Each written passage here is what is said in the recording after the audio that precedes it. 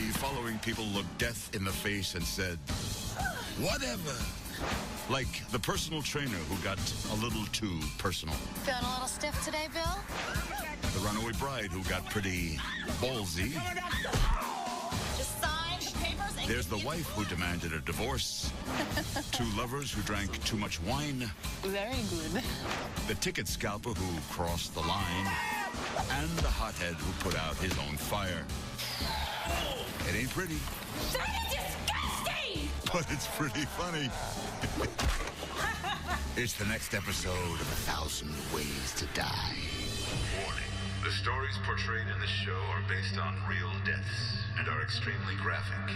Names have been changed to protect the identities of the deceased. Do not attempt to try any of the actions depicted. You will die. Death is everywhere.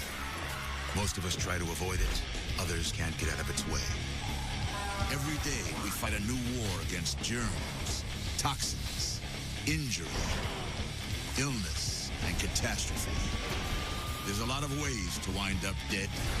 The fact that we survive it all is a miracle. Because every day we live, we face 1,000 ways to die.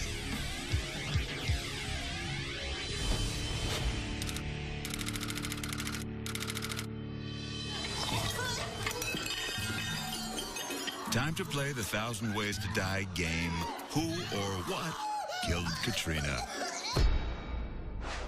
Was it her husband? Can't wait to get you home and test drive that new body. Who just got served divorce papers? Just sign the papers. Are you guys ready to order? Or the waiter, who wanted to serve all Katrina's needs? Well, I love Italians. Maybe even a secret lover. And that's the end of that. 2 months ago, Katrina underwent a gastric bypass operation.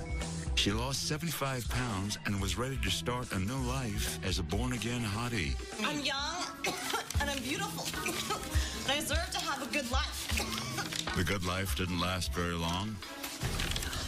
Just sign the papers and give me a divorce. Figured it out yet? Well, here comes a nice, sharp, and bloody clue. Oh my God!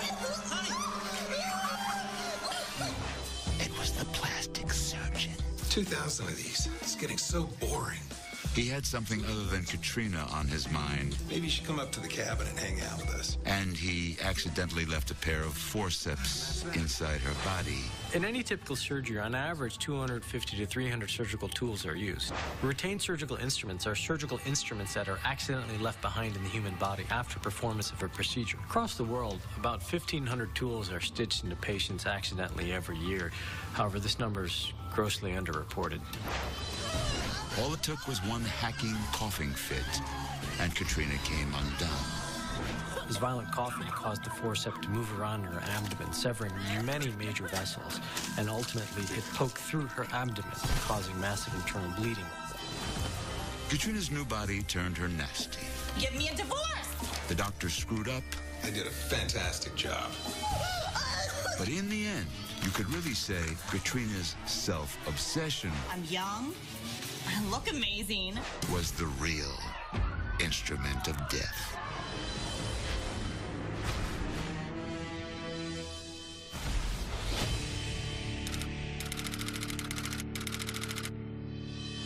Inhale. Bill was a successful businessman who hired Jenny, a personal trainer, to help he and his wife stay fit. And in. What he didn't know, Jenny was a gold digger in a sports bra. How's that feel, Bill? We're gonna stretch out the inner thighs. I can get a man to give me anything I want, but I'm not interested in that man. I'm interested in a man who can afford me. Why would I date a guy who couldn't afford to take me to dinner, much less pay my rent? The sexiest part of a man is the bulge in his wallet. Feeling a little stiff today, Bill? Work through it. I'm here for you. Jenny was a master manipulator. She did everything she could to get a rise out of Bill You actually look really good for a woman your age. and make his wife see red. I am seeing a little bit of bingo wings here. And thrust. Oh. Very impressive. I guess you like this exercise. Oh my God, that is disgusting! What? I have had it with you. Jenny's button pushing worked. My blood's pumping. What? To celebrate, she decided to work on her clean and jerk technique. It'd be good practice for when she finally got her chance to lift Bill's big fat wallet.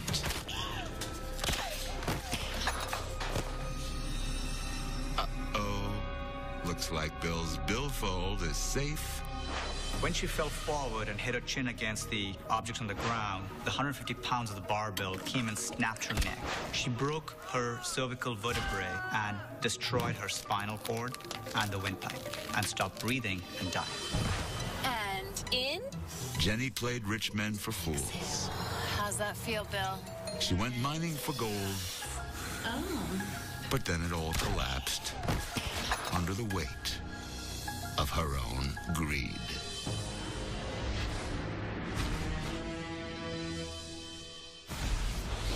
Coming up, I do. A polygamist gets spurned at the altar. I can't. And a squatter gets screwed.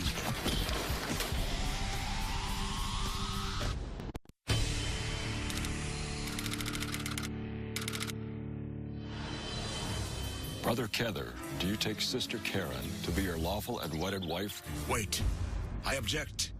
Do not let this sweet young girl marry this twisted old piece of rawhide. I do. Brother Kether is the leader of a polygamist cult.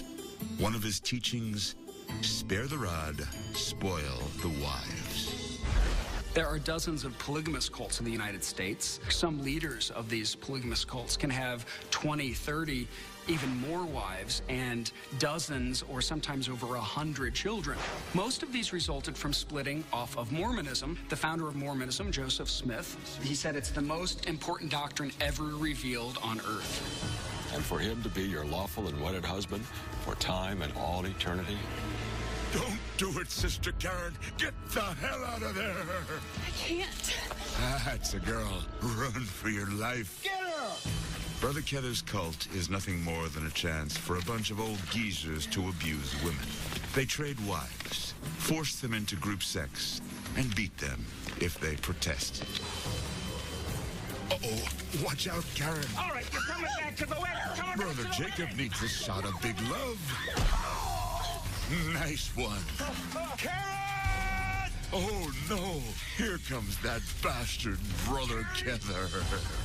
To keep the rest of the world out of his compound, Kether had the entire perimeter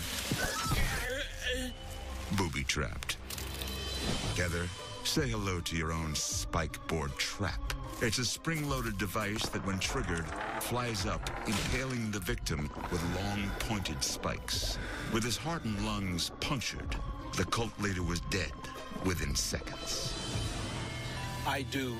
Kether was a mean old goat who got his shriveled rocks off by abusing women. I can't. Karen was smart enough to run. Kether was good enough to die. Thanks, brother.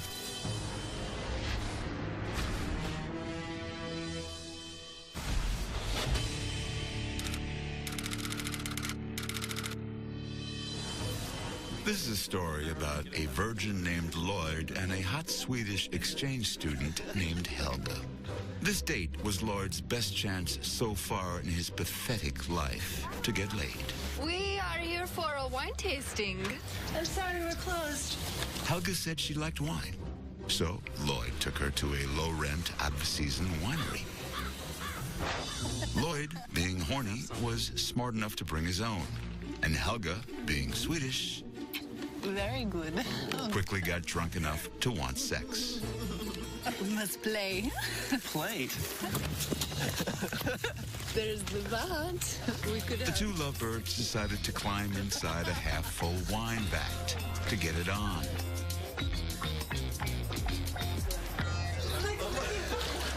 Frolicking in a wine vat with a half-naked Swedish beauty? It looked like Lloyd was well on his way to popping his overripe cherry.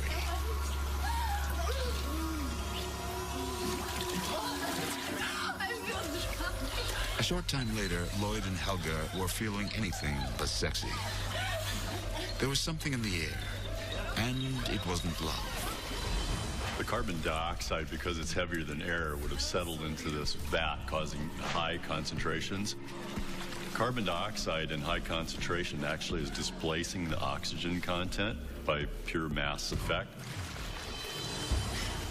They realized they were in trouble, but it was too late. There's a reason why they call it carbon dioxide. Because of the high carbon dioxide content that they were breathing in, it displaced the oxygen. The hemoglobin in your red blood cells is not able to transport oxygen to your cells. You start to develop dizziness, confusion, you can pass out and then die. This is a story about a horny virgin and a beautiful Swede. They drank some wine, then climbed in a wine vat. But instead of getting on, they got offed.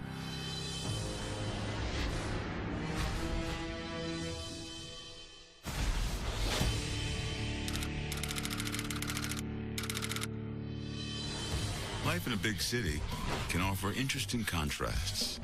Philip is a squatter living in a condemned building.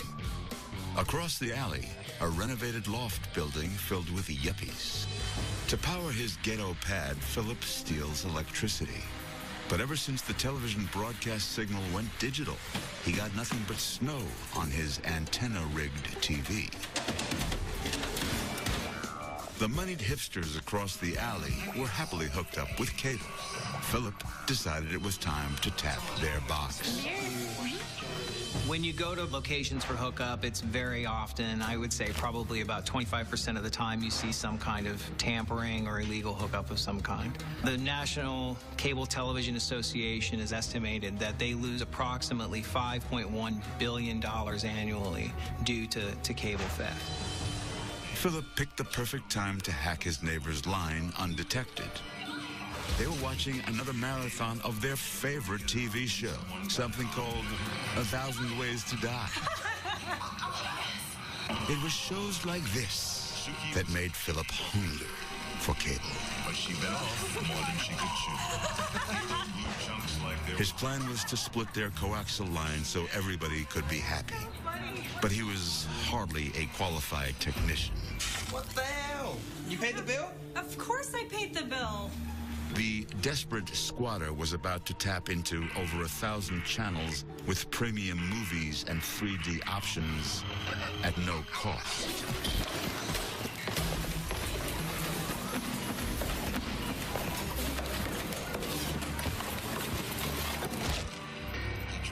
What was that? But there's always a hidden cost. In Philip's case, his life. When the man fell onto his screwdriver, the screwdriver passed through his throat and into his brainstem. It completely disrupted his central nervous system. His heartbeat stopped, his breathing stopped, and his life stopped. Philip tried to steal someone's cable so he could watch 1,000 Ways to Die. But stealing cable TV is wrong. In the end, he wound up providing 1,000 Ways to Die, a good story. Thanks, Philip.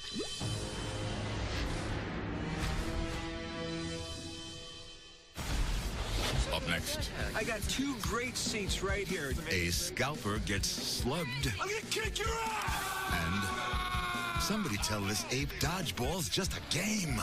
Just dodgeball!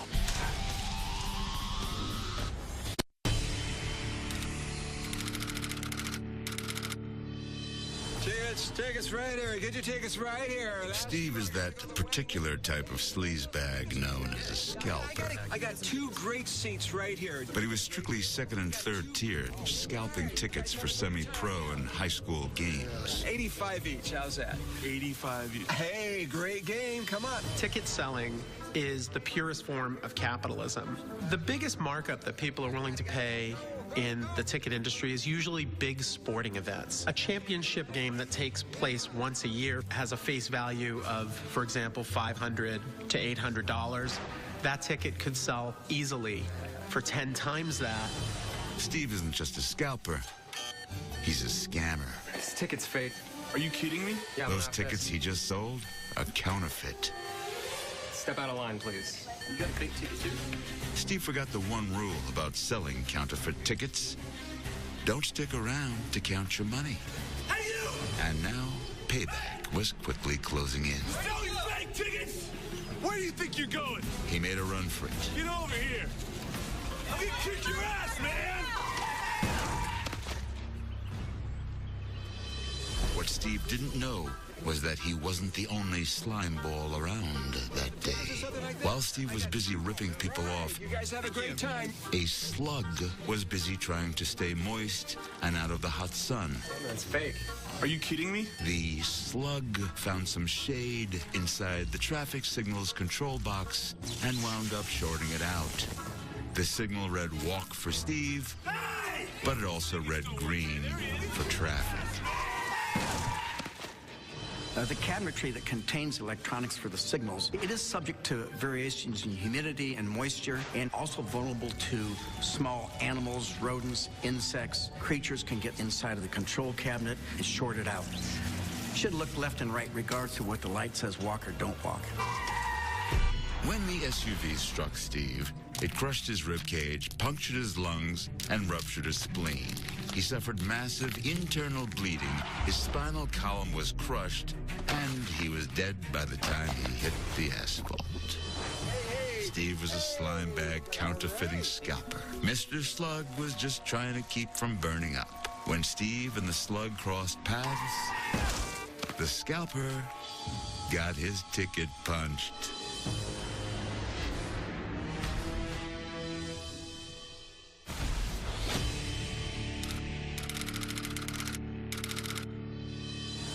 It's Wednesday night Community League Dodgeball, and Andre has come to play. All right, who's ready to get their ass kicked?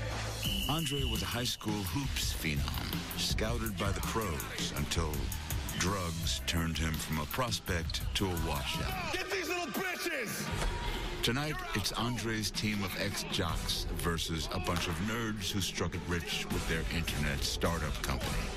The type of person who is highly focused on academics in the honor society, several years out of college, is more likely to earn upwards of 8 to 10% more than the average person due to their advanced degrees, and maybe 22 to 25% more than the average jock who doesn't necessarily complete or go on to college. Andre was already a bitter, angry man. The rich nerds, each one worth millions, made him even angrier. He didn't want to just beat them. He was out for total humiliation. The ex-jocks won the game. Whoa! Yes! But Andre still wasn't satisfied. Yes, sir. I swear sometimes I feel like I'm carrying dead weight. Y'all lucky y'all had me. What's wrong with you? It's just dodgeball. Just dodgeball? This is life. You understand me? Cool out, man. Cool out? You want me to cool out, huh? Oh, I'll cool y'all out, okay? I'm gonna cool y'all out.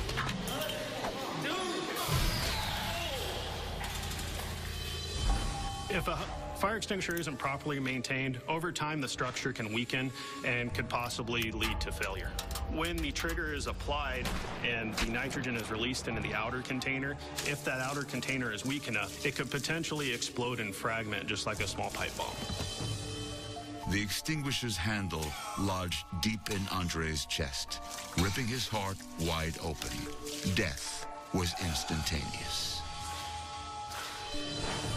For angry Andre, life was a game to be won at all costs. Whoa! Just dodgeball? This is... But as soon as he picked up that fire extinguisher, his life went into sudden death.